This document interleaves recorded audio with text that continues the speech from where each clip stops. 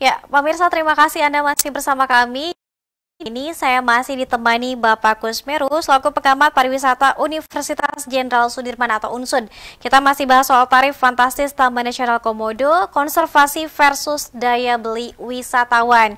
Nah, Bapak, mungkin sebelum tadi di segmen sebelumnya Bapak juga sebetulnya sudah menjelaskan nih ada beberapa dampak yang kemudian bisa terpengaruh terkait dengan diketok harga yang cukup fantastis 3,75 juta rupiah. Apa saja kemudian Bapak dampaknya? Mungkin selain adanya kemungkinan juga penurunan kunjung wisatawan ya Pak ya?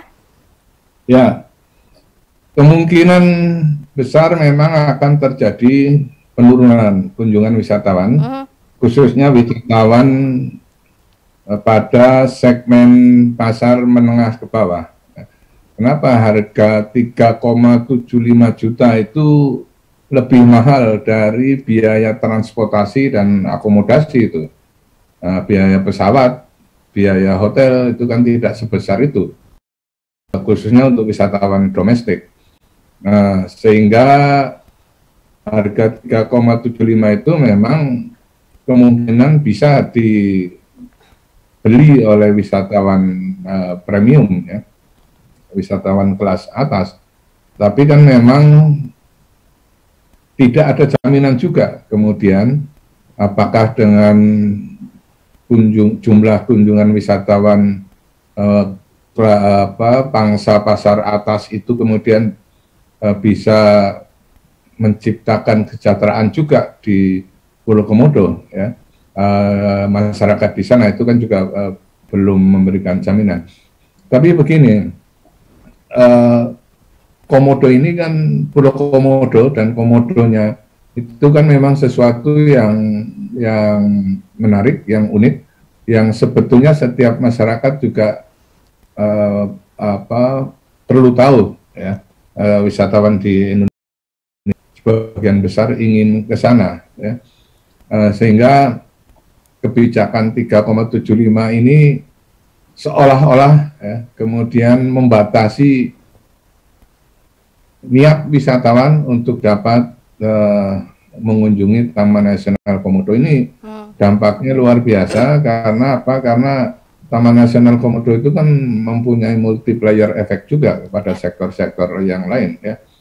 Bukan hanya angka kunjungan yang menurun, kemudian nanti sektor transportasinya, sektor perhotelannya kan juga dirugikan. Oleh karena itu memang saya pikir perlu dikaji ulang harga tiket itu. Seperti saya katakan tadi, ya, kota 200 sampai 300 ribu maksimal itu oke lah, ya, it's okay, demi konservasi. Tapi kan sebetulnya bisa diatasi dengan mekanisme yang bersifat teknis untuk pembatasan jumlah dengan tidak menaikkan harga, ya. Ya, sistem pemesanan online itu kan sudah tepat, ya. Sehingga bisa dibatasi pada hari H, pada minggu tertentu kuotanya sudah berapa sehingga kita bisa berkunjung ke Taman Nasional Komodo pada hari apa dengan kapasitas per hari berapa. Nah, biaya konservasinya dari mana ya? Dari pemerintah mestinya, jangan dibebankan kepada wisatawan dong, ya. Karena pemerintah memang punya tanggung jawab untuk melestarikan Komodo. Tanggung jawab wisatawan kemudian memang ya menjaga perilaku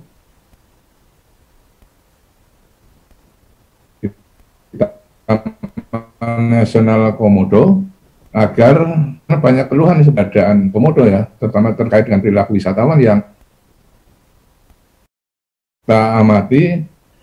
Wisatawan itu aktivitasnya dengan Komodo itu terlalu dekat sebetulnya itu. Ya. Ya, ketika mereka berada dengan Komodo, mengambil foto itu terlalu dekat. Selain berbahaya juga sebetulnya, itu kan juga kalau dalam jumlah banyak wisatawan mengerumuni Komodo dalam radius yang cukup dekat itu, apa tidak menimbulkan stres juga pada Komodo. Nah, ini kan juga perlu dipikirkan, ya, termasuk juga menjaga perilaku Komodo juga agar agar kemudian juga tidak menjadi beringas misalnya dengan kunjungan wisatawan yang berlebihan. Ini kan hal-hal semacam ini memang perlu dipikirkan. Tapi sekali lagi kembali pada harga, itu memang terkesan kemudian ada aroma kapitalisasi ekosistem yang ada di sana. Kalau pemerintah tidak atau kita belum tahu persis ya alasan dari pemerintah kenapa biaya konservasi itu tidak ditanggung oleh pemerintah, sementara pemerintah juga mampu untuk membangun Jurassic Park yang ada di sana juga. Itu kan Jurassic Park yang di Komodo itu kan juga proyek besar juga itu kan. Nah, membuat Jurassic Park itu bisa, kenapa melakukan konservasi tidak mampu dan harus dibebankan kepada wisatawan? Ini yang perlu kita pertanyakan kepada pemerintah. Baik. Nah, kalau misalnya kita berandai-andai Pak Kusmeru dengan kemudian tidak dinaikkannya harga tiket tetap, kemudian juga tingkat kunjungan wisatawan tidak dibatasi, apakah dengan pendapatan dari harga tiket yang sekarang ini masih bisa konservasi atau tidak Pak, dengan mungkin pendapatan yang saat ini ada? Ya paling tidak meringankan biaya konservasi yang mestinya harus ditanggung oleh pemerintah. Tapi pembatasan itu memang tetap perlu pembatasan. Sementara coba dihitung ulang angka yang rasional bagi wisatawan menengah ke bawah itu seberapa. Kemudian mereka juga, wisatawan juga harus menanggung beban biaya transportasi, akomodasi, dan pengantaran di destinasi yang berkisar antara 600 sampai 700 ribu kan, pengantaran di Taman Nasional Komodo itu. Nah, itu hitung-hitungannya kalau dengan harga 3,75 itu wisatawan sekali berkunjung bisa sekitar 10 juta itu per orang. Nah, apakah wisatawan akan berkunjung setiap bulan? Kan enggak juga itu kan. Nah, sehingga angka 3,75 yang berlaku 1 tahun pun sebetulnya tidak rasional. Karena wisatawan nggak mungkin akan berkunjung ke Taman Nasional Komodo setiap bulan dalam 1 tahun dengan kompensasi 3,75 itu. Gitu. Oke. Nah, selain ke TN Komodo, ini juga Pulau Padar ya Pak, dibanderol juga dengan harga yang sama. Apakah saya perlu tahu juga bagaimana, apakah ketika tiket 3,75 juta ini hanya pada Pulau Padar saja dan TN Komodo saja, atau bisa keduanya? Atau jangan-jangan kalau kita berkunjung ke dua tempat ini jadi double atau seperti apa Pak? Informasinya pada dua tempat itu, Pulau Padar dan Pulau Komodo. Cuma ada perbedaan pada populasi komodonya. Populasinya itu memang lebih banyak pada Pulau Komodo dibanding Pulau Padar. Tapi kita biarkan mereka yang kompeten untuk berbicara tentang konservasi satwanya ya. Tetapi secara prinsip memang konservasi di Taman Nasional Komodo itu memang diperlukan. Dan dalam perspektif pariwisata, pengembangan yang tepat untuk Taman Nasional Komodo memang dengan konsep ekoturism, sustainable tourism. Oleh karena itu memang orientasinya kemudian bukan pada jumlah kunjungan, ya, tapi pada kualitas kunjungan. Nah, kualitas kunjungannya seperti apa? Ya, wisatawannya berkualitas. Berkualitas itu sebetulnya bukan hanya dalam dana ya, dalam harga, tapi juga berkualitas dalam perilaku juga. Ya. Nah, perilaku wisatawan yang berkualitas adalah wisatawan yang educated juga, yang datang ke sana bukan merusak lingkungan, tapi ikut menjaga lingkungan. Nah, konsep semacam ini kan perlu diterapkan oleh pengelola Taman Nasional Komodo sehingga perilaku wisatawan bisa lebih terkendali ya dengan konsep ekoturism dan sustainable tourism itu. Oke, nah apakah kemudian artiannya Pak, wisatawan yang selama ini datang ke Taman Nasional Komodo dan juga Pulau Padar ini belum cukup aware Pak, dan juga belum cukup sadar untuk kemudian saling menjaga ekosistem komodonya dan juga ekosistem alam yang ada di sana Pak? Kalau saya ikuti perkembangannya di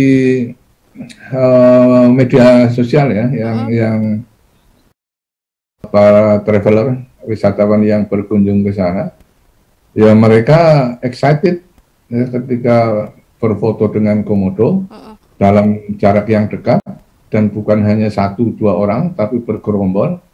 Nah, perilaku semacam itu apakah tidak membuat komodo dalam jangka waktu lama itu kemudian menjadi stres? Nah, ini kan kompetensi ahli zoologi ya, yang paham tentang itu. Tapi ini kan perlu kita pikirkan, ya. Artinya, ya kalau kita berkunjung ke Taman Nasional Komodo, ya kita sadar diri dong dari awal bahwa kita akan mengunjungi suatu destinasi yang dilindungi.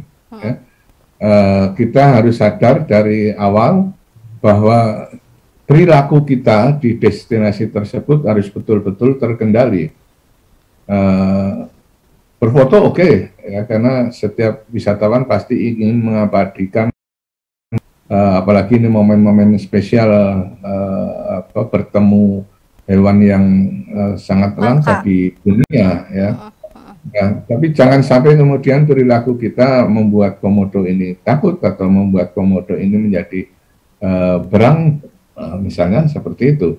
Ini yang terus perlu disosialisasikan oleh pengelola, termasuk juga oleh pemandu wisata yang ada di sana. Karena tidak jarang kok untuk mendapatkan